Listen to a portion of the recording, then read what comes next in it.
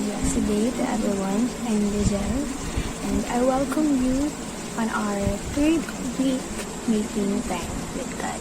So, bago po tayo mag-proceed sa ating topic for today, let us all close our eyes and pray.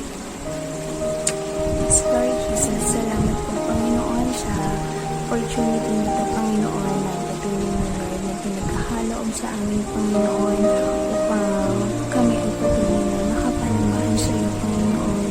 Kami ay patuloy na makapagpasalamat sa iyo, Lord, and kami ay patuloy na makapag-aral, Panginoon, makapagbulit-bulit, Panginoon, ng mga salita, Panginoon.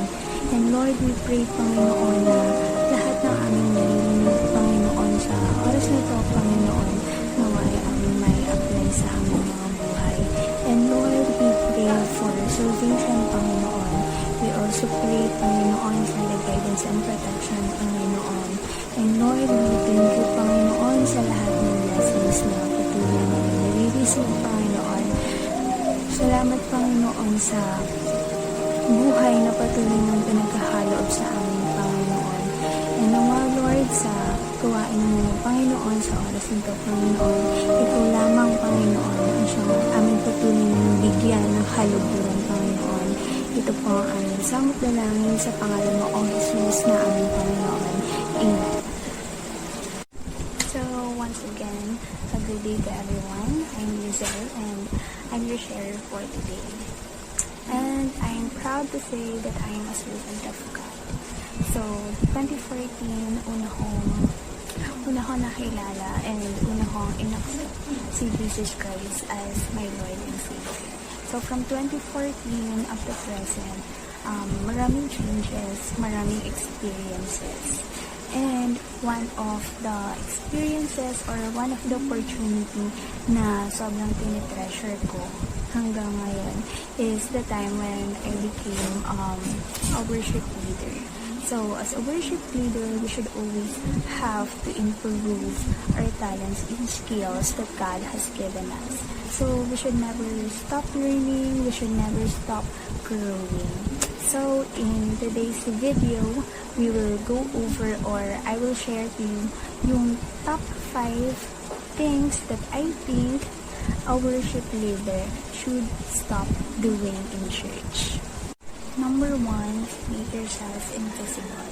Don't be too flashy nor try to impress other people.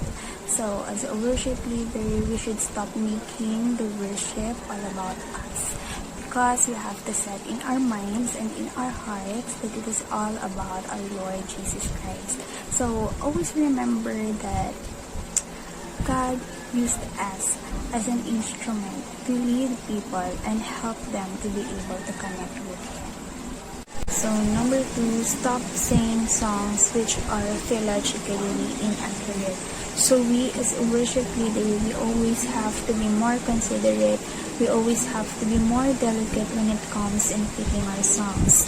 So, we always have to pick those songs which has a deeper meaning.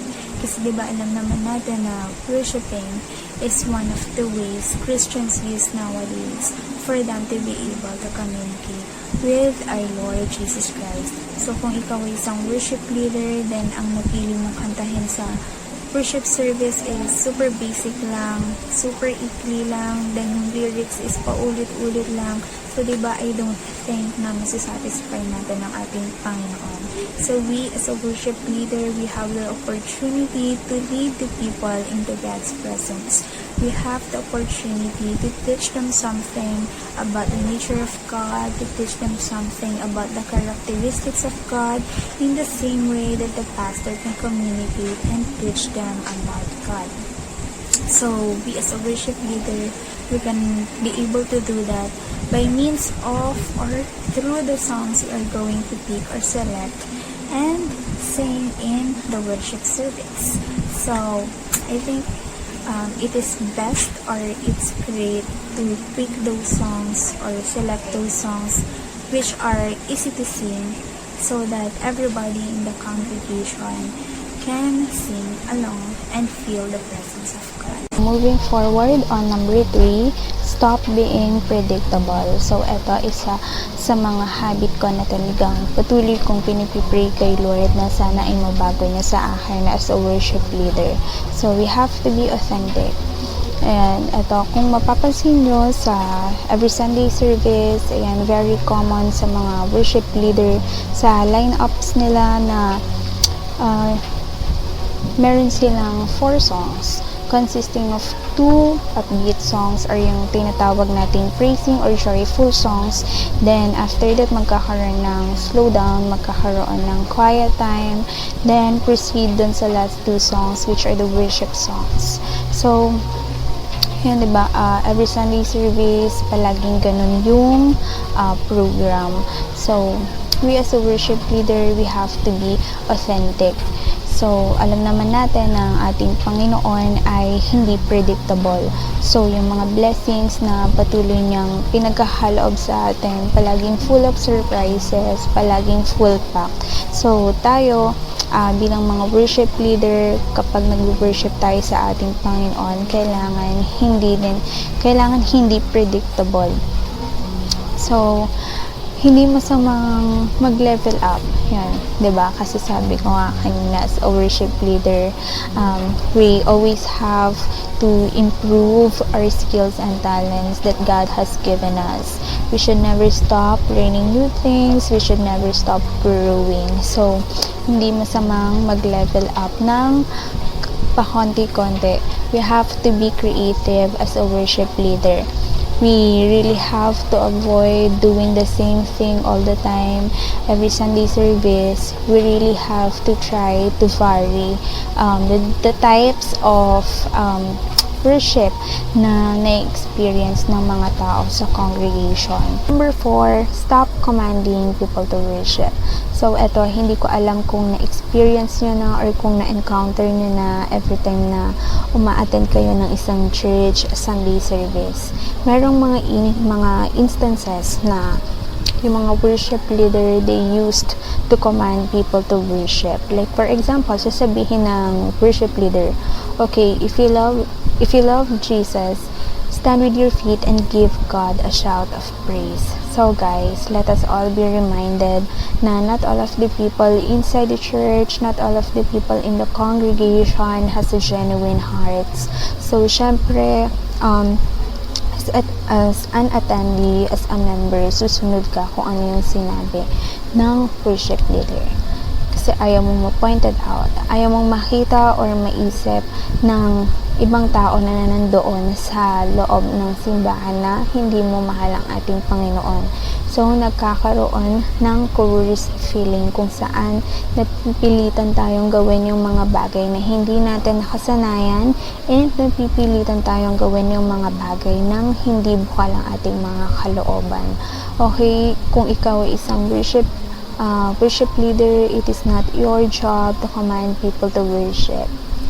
It is your job to lead them to the presence of God, understanding that the people coming in from a variety of places, some of them are experiencing personal problems. So what is the best thing to do as a worship leader? I think it is the best way to do is will be simply just invite them. So, paano magagawin yun? Kung ikaw ay isang worship leader, pwede mong sabihin na, okay, kung kayo po ay nakararanas ng anumang pagsubok sa buhay, I invite you to please stand with us as we come together to give God or to give praise and worship God. But if you don't feel that way, I encourage you to sit where you are right now with your own heart or with the quietness of your own heart and just connect with Him in your own way.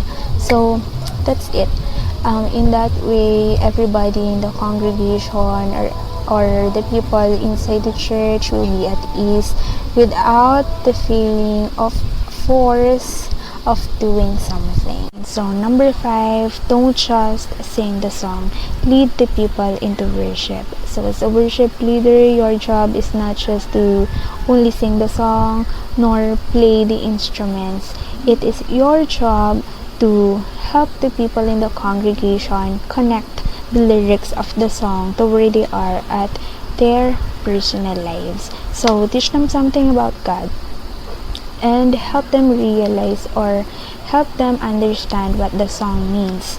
Nang sa ganun, ma-remind sila, malaman nila, and ma-realize nila how great God's promises. So that's it. And I know everybody watching or listening this video is not a worship leader nor part of the worship team, but I know it will help a lot to make the church better.